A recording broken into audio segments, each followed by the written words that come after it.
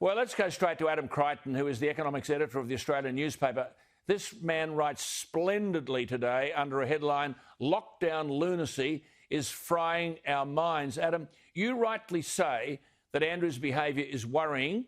You talk about Western society, Australia and New Zealand in particular, suffering mass psychogenic illness. I should say psychogenic illness is a physical illness that arises from emotional or mental stress. And you talk about, quote, the ongoing obsession with COVID-19 and our medieval responses to it after a year of improved treatments and new information. But government's just going to keep going on with this stuff, Adam.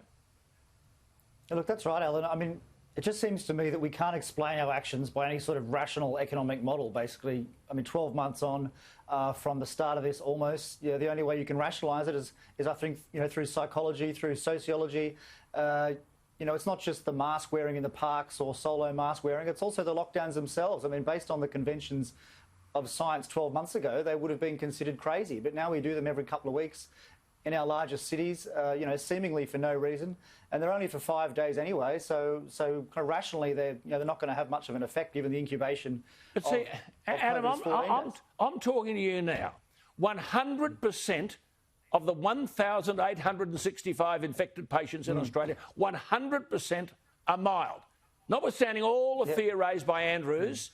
I mean, you cite this research paper of these 3 German and Spanish economists. It's called COVID-19 and the Political Economy of Mass Hysteria, and the tendency to overreact, coupled with, the social media, mass media, they go on with this, profit from panic. And the paper says this produces mass psychosis. That's an illness where people become disconnected from reality. It's true. Yeah, look, certainly I find it amazing people actually debate whether we have overreacted or not, because our society is actually structured from first principles to overreact massively, whether it's our own biology, which tends to overreact to threats, or the mass media, which of course benefits from the negative side of stories. And then, of course, there's social media now that spreads those stories faster than ever. And then, of course, the political class itself actually benefits, if you like, from the overreaction. Yes. The pecking order of the public sector rises up when it crushes the private sector. The standing of politicians increases, the standing of bureaucrats increases. So, you've got all these incentives for a massive overreaction, and that's what I think we now have around the world. Well, see, you and I have said this for months. We're not saying anything new. The research paper now confirms what we've been saying, and I quote from it.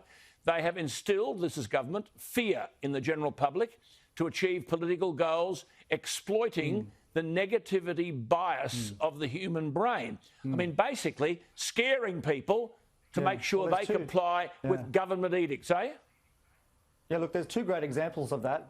Firstly, there was a phrase that the virus doesn't discriminate, which politicians have been saying for months around the world, and we know that is absolute rubbish. I mean, it massively discriminates, this virus, in terms of who it targets. We know that now. And then the second one is this so-called highly virulent strain from the UK. Sorry, I almost laughed because, as you well know, it's infected almost no one in Australia, and yet it's all we hear about all day. Yes. And of course, it's always said that it's 40% more infectious, which of course sounds very scary. But all that means is that if one person is infected and they're in a room with 100 people, then 14 people would get the highly infectious strain rather than 10 people who would get the normal strain. So when you put it like that, when you put it more dispassionately, it sounds nowhere near as scary. But of course, 40% more sounds very scary. And of course, that's the one that Dan Andrews uses every single day. Every day. And then one of those authors, Philip Bager, says, and this is true, quote, politicians have an incentive to overshoot the mark in their responses to a threat because they're largely exempt from the risk of possible wrong decisions and their costs,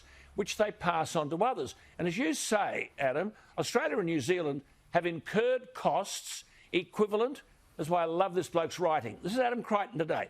Australia and New Zealand have incurred costs equivalent to a world war and more than that of any other nation fighting a pandemic that has killed not even 1,000 people with a median age in the mid-80s. We've lost all sense of proportion, eh?